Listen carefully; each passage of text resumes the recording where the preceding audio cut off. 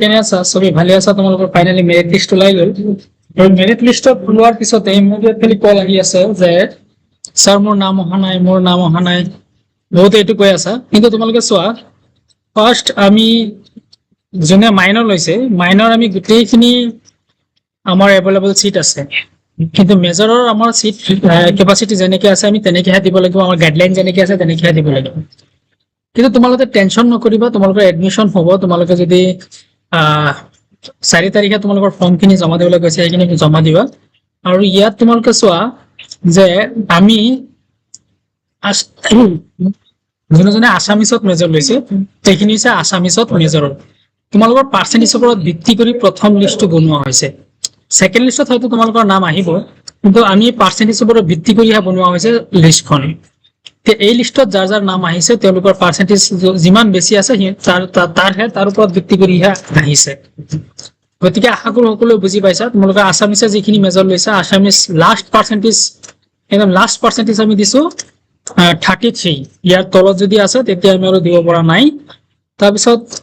economics যিমানে লৈছা সবৰে আহিছে ইকনমিক্সৰ সিট কেপাচিটি আমাৰ বহুত আছে কিন্তু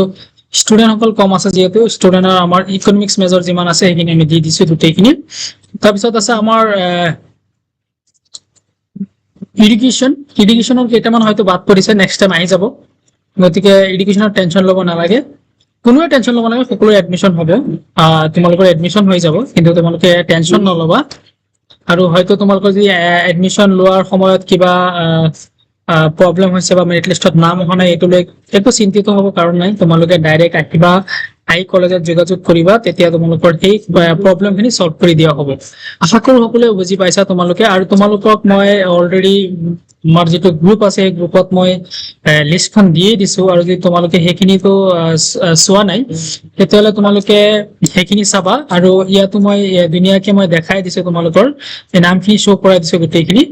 তো আশা কৰো সকলোৱে বুজি পাইছা এতিয়া যে তোমালোকে যিখিনি এডমিশ্যন ল'ব বিচাৰিছা আমাৰ বটদ্ৰৱা কলেজত তেওঁলোকে টেনশ্যন কৰিব নালাগে সকলোৱে এডমিশ্যন হ'ব তোমালোকে আহিবা কলেজত ছাৰসকলৰ লগত যোগাযোগ কৰিবা যেহেতু তোমালোকে অনলাইন কৰিছা তোমালোকৰতো এডমিশ্যন হ'বই লাগিব নহ'লে তোমালোকে ক'ত গৈ পঢ়িবা তো এইটো এটা কথা কিন্তু হয়তো তেওঁলোকৰ মানে সাবজেক্ট চেঞ্জ কৰিব লগা হ'ব পাৰে যদি কেতিয়াবা সাবজেক্ট এটা চেঞ্জ কৰিব লগা হ'ব পাৰে যে তোমালোকে পলিটিকেলত মেজৰ পোৱা নাই তেতিয়াহ'লে ইকনমিক্স বা বেলেগ এটা কিবা এটা সাবজেক্টত তোমালোকে মেজৰ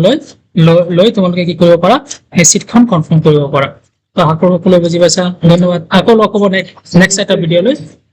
তো সকলোৱে মোৰ ফেচবুক পেজখন ফ'ল' কৰিবা আৰু ইউটিউব চেনেলত যদি চাইছা ইউটিউব চেনেলটো ছাবস্ক্ৰাইব কৰি ৰাখিবা